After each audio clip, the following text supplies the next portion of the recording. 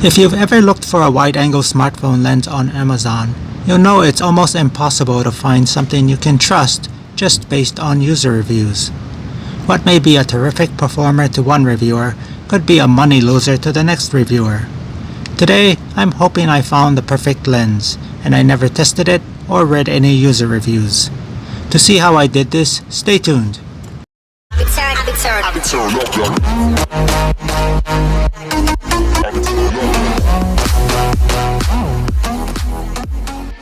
Today's video is about upgrading my Dashcam, which I made from a converted smartphone in my video on converting a cheap smartphone into a Dashcam.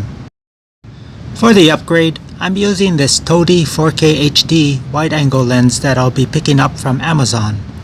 Before I go through the upgrade though, I want to also show you how I came across this lens and why I was confident this would probably be the best lens I could get in this price range.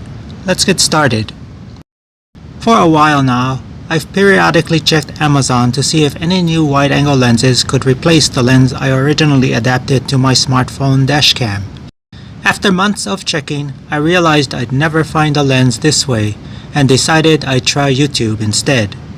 There were lots of reviews, but I found a great comparison video from Taylor Moore.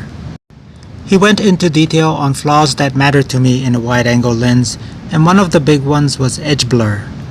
If you've used wide-angle lenses on a smartphone before, you'll find that they all produce some amount of edge blur in a photo. This was especially true with the current lens on my Dashcam. In this comparison though, I took notice of the TODI 4K HD. It was eliminated early, but the quality versus price was unbeatable to me.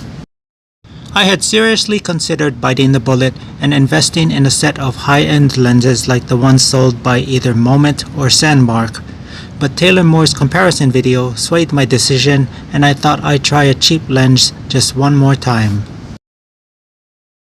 The TODI lens comes with two mounting brackets meant to fit a wide variety of phones. I could either use it as is or do as I did in my Dashcam video and cut the mounting portion of the bracket off and glue it in place. I found it was easier to accurately align the mounting bracket with the phone's lens if I screwed in the TODI lens, then lined things up.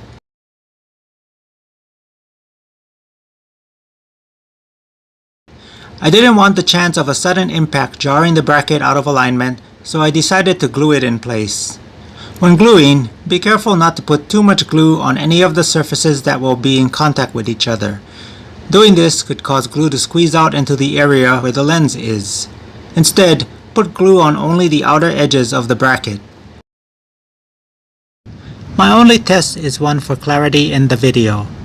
On my old setup, the one problem I had was an inability to clearly see a license of the car that was right in front of me. I could sort of make it out, but anything other than right in front was an unreadable blur. In an accident, you mainly want to capture the action taking place, so a blurred license is better than nothing. In the end though, a DIYer will always want to see if they can make it better, and this video is just that. For a while, I almost gave up on looking for a wide-angle lens I could trust to take a clear photo.